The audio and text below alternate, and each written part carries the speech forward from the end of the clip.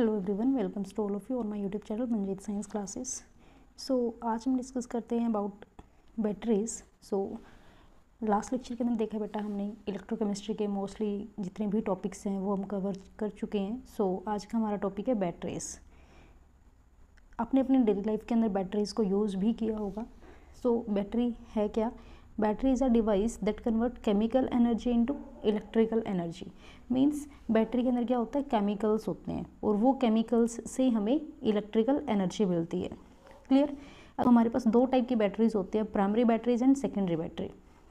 So difference क्या है, primary battery क्या होती है, सेकेंडरी बैटरी क्या होती है, डिस्कस करते हैं। सो प्राइमरी बैटरीज क्या होते हैं? Primary batteries are the batteries the reaction occur only once and after use over a period of time the battery becomes dead. It means that ये वो बैटरी हैं जिनको हम reuse नहीं कर सकते। मीन्स अगर हमने एक बार यूज़ कर लिया तो हम दोबारा उसको यूज़ नहीं कर पाएंगे। मीन्स ये रिचार्जेबल नहीं होती।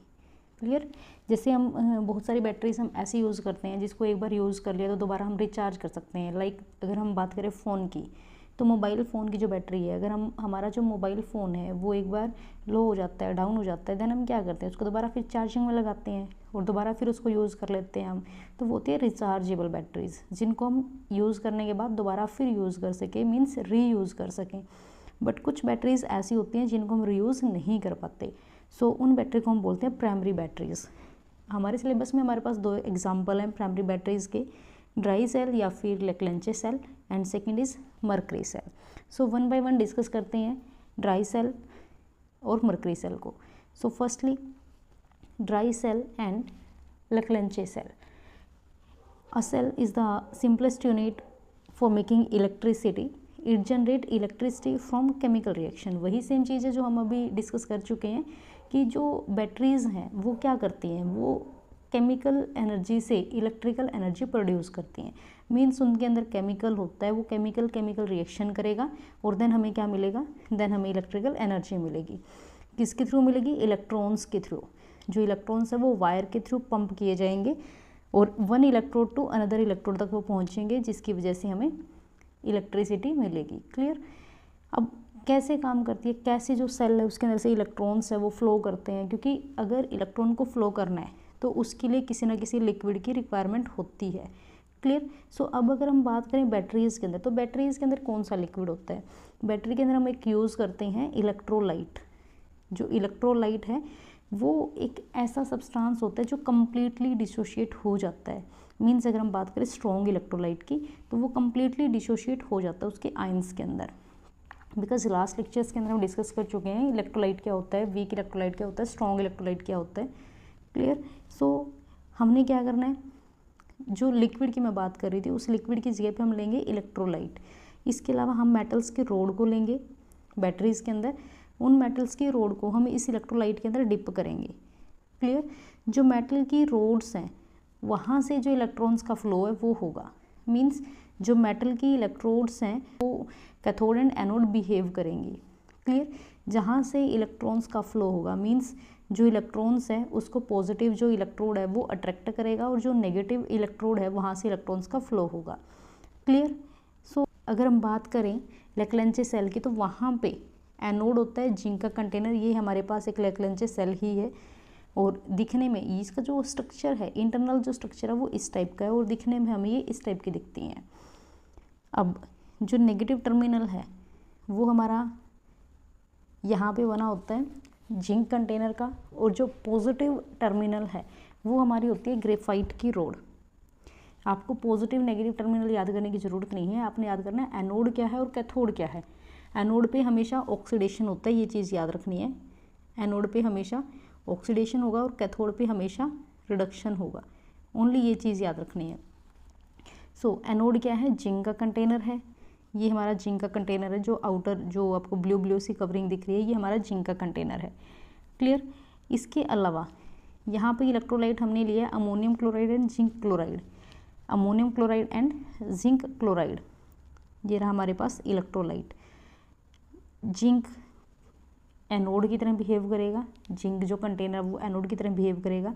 इसके अलावा जो कैथोड है, जो ये बीच में ब्लैक ब्लैक कलर की हमें रोड दिखाई दे रही है, ये हमारा क्या है? ये हमारा कैथोड है और इस कैथोड के साथ साथ और क्या है, manganese dioxide and carbon powder.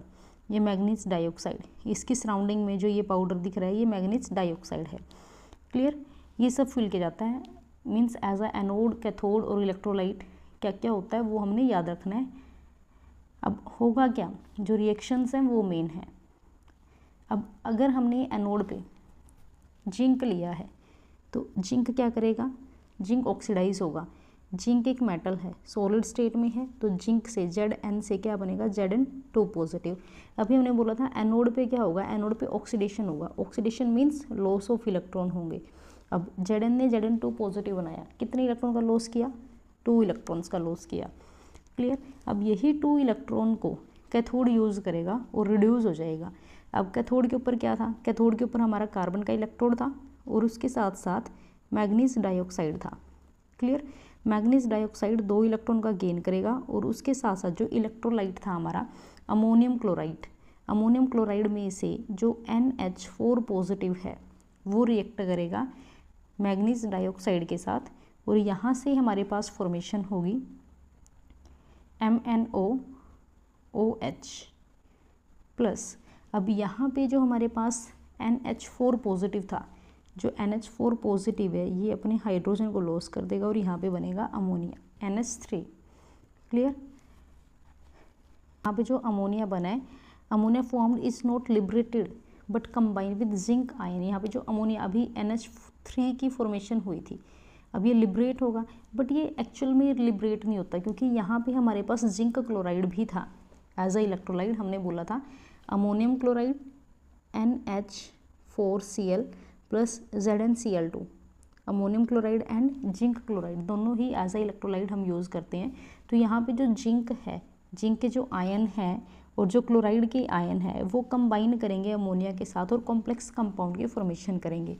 जो कॉम्प्लेक्स कंपाउंड है वो हमारा कोऑर्डिनेशन कंपाउंड बनेगा। क्लियर, ये हमारे कॉम्प्लेक्स कंपाउंड की फॉर्मेशन होगी। यूजेस ऑफ जिंक, अब जो जिंक क्लोराइड हमने लिया था, यहाँ से क्वेश्चन आता है बेटा, जो जिंक क्लोराइड है वो क्यों यूज़ किया जाता है। फर्स्टली एक्सप्लोजन को प्रिवेंट करता है, जो एक्सप्लोजन उसको नहीं होने देता। अगर यहाँ पे अमोनिया रिलीज होता, अमोनिया की फॉर्मेशन हुई, मीन्स अमोनिया गैस बनी।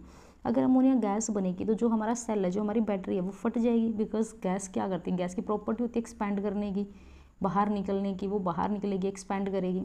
सो यहाँ से जो जिंक था उसने क्या किया, इस अमोनिया के साथ रिएक्ट करके कॉम्प्लेक्स कंपाउंड की फॉर्मेशन की। सो फर्स्टली इसने एक्सप्लोजन को प्रिवेंट किया, बचाया, एंड सेकेंड इसने क्या किया, एक कॉम्प्लेक्स कंपाउंड की फॉर्मेशन की, किसके साथ मिलके, अमोनिया के साथ मिलके। क्लियर, नेक्स्ट जो मेन चीज़ है बैटरीज़ के अंदर, हमें पता होना चाहिए कौन सी बैटरी के लिए कितनी वोल्टेज होती है, मीन्स वो कितनी इलेक्ट्रिसिटी प्रोवाइड करवाती है। क्योंकि हमने स्टार्टिंग में क्या बोला है, केमिकल एनर्जी से इलेक्ट्रिकल एनर्जी मिलेगी। अब कौन सी बैटरी कितनी एनर्जी प्रोवाइड करवाएगी। अगर हम बात करते हैं लेक्लेंचे सेल या फिर ड्राई सेल की, तो हमें 1.125 वोल्ट से 1.50 वोल्ट, मीन्स इस रेंज तक यहाँ से हमें वोल्टेज मिलती है। इसको यूज़ कहाँ किया जाता है, ट्रांजिस्टर्स के अंदर, क्लॉक्स के अंदर, रेडियोज़, रिमोट कंट्रोल्स या फिर फ्लैश लाइट्स, इन सब के अंदर इसको यूज़ किया जाता है। Clear, and now next and second cell is mercury cell. Mercury cell को हम एज अ बटन सेल के नाम से भी जानते हैं। जो हमारी घड़ियों के अंदर सेल डले होते हैं, छोटे छोटे सेल, वो होते हैं बटन सेल या फिर मर्करी सेल। यहाँ पे जो एनोड, कैथोड एंड इलेक्ट्रोलाइट है वो क्या यूज़ किया जाता है। एनोड वही जैसे वहाँ पे था जिंक कंटेनर, वही जिंक कंटेनर यहाँ होता है, बट यहाँ पे जिंक के साथ मरकरी होता है, मीन्स जो मेटल है उनका एलॉय होता है मरकरी के साथ। क्लियर, तो जिंक मरकरी अमलगम। कैथोड क्या है, यहाँ पे कैथोड, वहाँ पे भी कार्बन था, यहाँ पे कार्बन के साथ मर्क्यूरस ऑक्साइड है HgO, मरकरी का ऑक्साइड है साथ में। नेक्स्ट वहाँ पे इलेक्ट्रोलाइट हमने क्या लिया था, वहाँ पे हमने इलेक्ट्रोलाइट लिया था ammonium chloride and zinc chloride. यहाँ पे हमारे पास इलेक्ट्रोलाइट है जिंक ऑक्साइड एंड बेस हमारे पास पोटाशियम हाइड्रोक्साइड। क्लियर, ये हमारे पास है डायग्राम ऑफ मरकरी सेल। ये बटन सेल इनको बोला जाता है बेटा। ये मीन्स बाहर से ये हमें ऐसे दिखते हैं, बट इनकी जो इंटरनल स्ट्रक्चर है वो कुछ इस टाइप से होती है। एनोड एंड कैथोड, ये हमारे पास एनोड है, ये हमारे पास कैथोड है। एनोड और कैथोड के बीच में सेपरेटर होता है जो इनको सेपरेट करके रखता है। मीन्स बच्चों के माइंड में क्या आता है, अगर एनोड और कैथोड दोनों ही इसके अंदर है, यहाँ पे दोनों ही हैं, तो ये डायरेक्ट रिएक्ट क्यों नहीं करते, मीन्स कैथोड से एनोड इलेक्ट्रॉन मूव करते हैं, फिर anode to cathode electron move करते हैं, तो वो किस तरीके से हो रहा है, वो डायरेक्ट क्यों नहीं जा रहे, डायरेक्ट एकदम से सारा केमिकल मिक्स हो जाए तभी पॉसिबल है, बट ऐसा नहीं होता बिकॉज इन दोनों के बीच में सेपरेटर होता है जो इनको सेपरेट करके रखता है। क्लियर। सो क्या क्या रिएक्शन होगी in case of mercury cell. अगर हम बात करते हैं एनोड की, तो एनोड था हमारे पास zinc amalgam ZnHg। Zinc amalgam जब इलेक्ट्रोलाइट के साथ रिएक्शन करेगा, इलेक्ट्रोलाइट था हमारे पास KOH के OH नेगेटिव के साथ जिंक अमलगम ने रिएक्शन की और यहाँ से जिंक ऑक्साइड की फॉर्मेशन हुई, ZnO की फॉर्मेशन हुई, प्लस जो मरकरी था वो हमारा फ्री स्टेट में आ गया, Hg यहाँ पे कंबाइंड स्टेट में था जिंक के साथ। जिंक जब ऑक्साइड की फॉर्मेशन करेगा तो जो मरकरी है वो हमारा फ्री स्टेट में आ जाएगा। अब यहाँ पे हमारे पास एक ऑक्सीजन यूज़ हो गया जिंक के साथ, एक ऑक्सीजन बचा, 2 हाइड्रोजन बचे, सो यहाँ पे एक वाटर मॉलिक्यूल रिमूव हो जाएगा, प्लस जिंक का ऑक्सीडेशन होने की वजह से जो जिंक है वो 2 इलेक्ट्रॉन का लॉस करेगा। हम बात करते हैं कैथोड के ऊपर। कैथोड के ऊपर क्या होता है, रिडक्शन होगा, तो मीन्स जो इलेक्ट्रॉन का लॉस यहाँ पे हुआ था उसी इलेक्ट्रॉन को ये गेन करेगा। अब हमारे पास कैथोड पे क्या था, कैथोड पे था हमारे पास मरकरी का ऑक्साइड प्लस कार्बन इलेक्ट्रोड।